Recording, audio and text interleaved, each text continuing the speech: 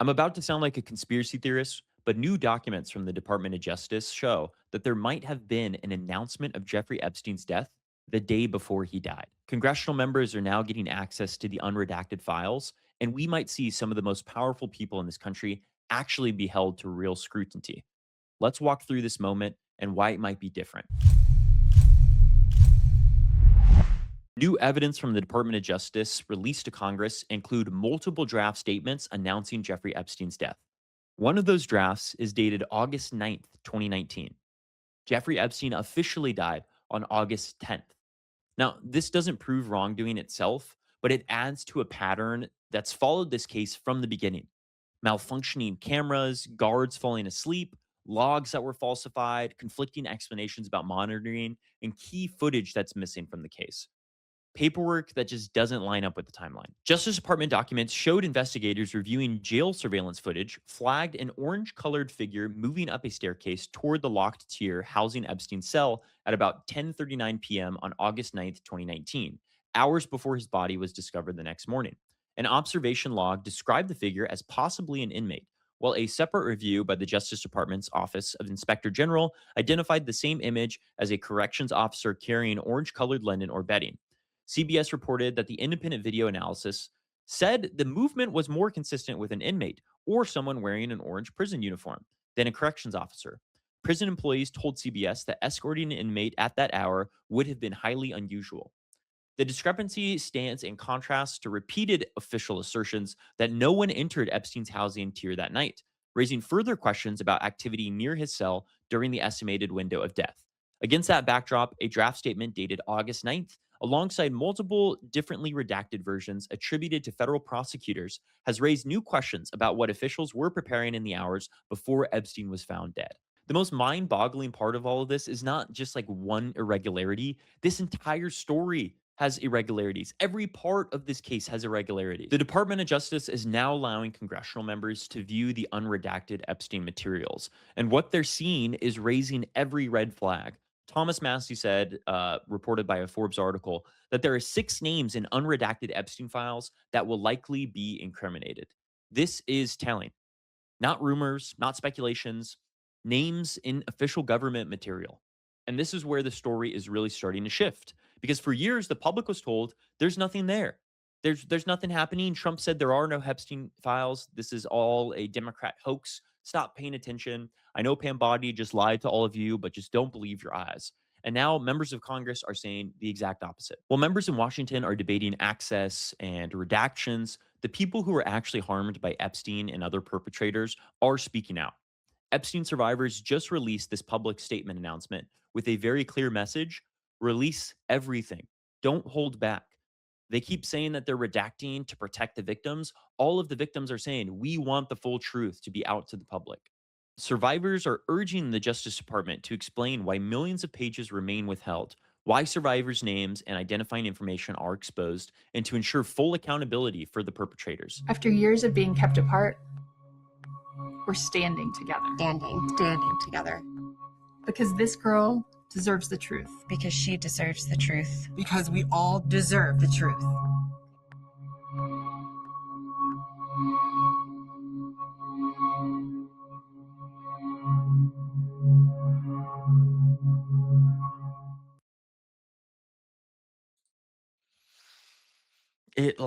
It just makes me sick. I don't know how anybody watches this with like their full stomach intact, but I mean their demands are pretty clear. That's not ambiguous in any nature. We need to hold the perpetrators accountable. Stop, stop, stop hiding the truth from the American people. We need full transparency. For these victims, this is not like a political scandal. This is a system that is protecting their powerful abusers. We have a two-tier justice system in this country where those that are wealthy are so used to getting away with crimes that they just expect all of this to blow over. We can't allow that to happen. We need to hold these people accountable. These are the most depraved and sick crimes imaginable. And now the pressure from these survivors is reaching people at the highest positions of power. Howard Lutnick, one of the most depraved individuals involved in the Epstein case, is the sitting Secretary of Commerce in Trump's administration. This man is a secretary of a federal agency and is facing no accountability. Except Thomas Massey, a current congressional member, is asking for him to resign.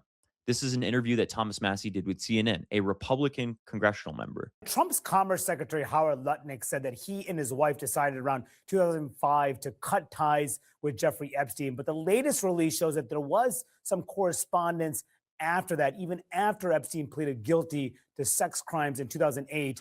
What questions do you have about Lutnick's ties to Epstein, and should he come before Congress and testify? No, he should just resign. I mean, there are three people in Great Britain that have resigned in politics: the ambassador from Great Britain to the United States.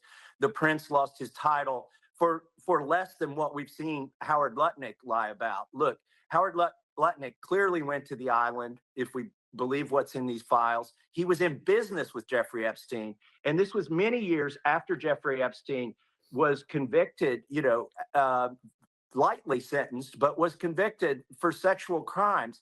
So he's got a lot to answer for, but really he should make life easier on the president, frankly, and just resign.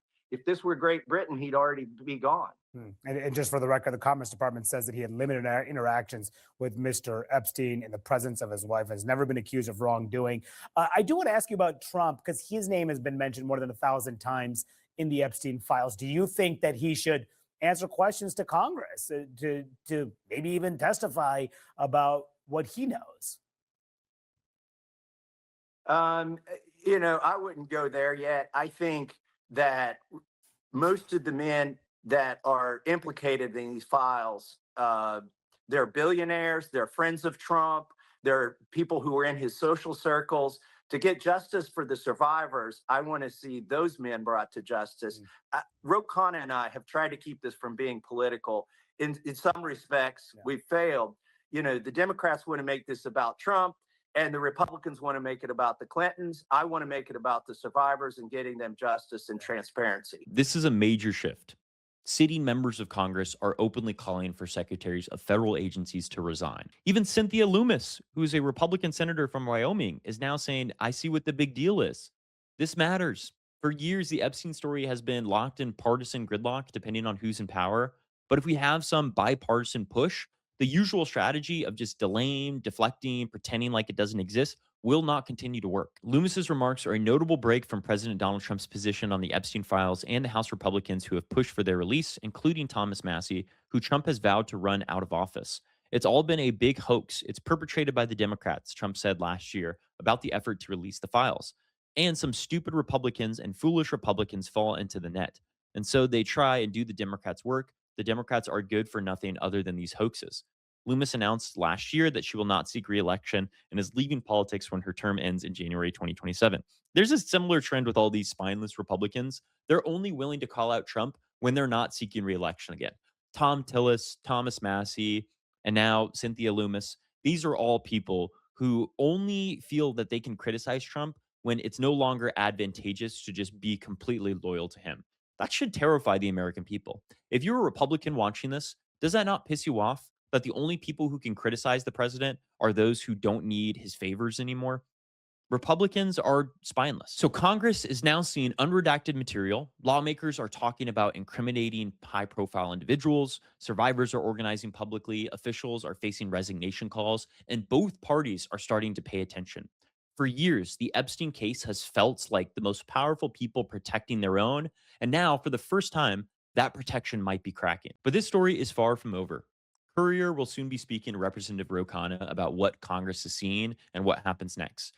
And if you want to see what's actually happening in the Epstein files, who knew what, and if accountability is possible, make sure that you're subscribed below so you don't miss that full interview.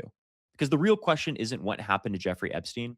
The real question is who knew what and who was protected.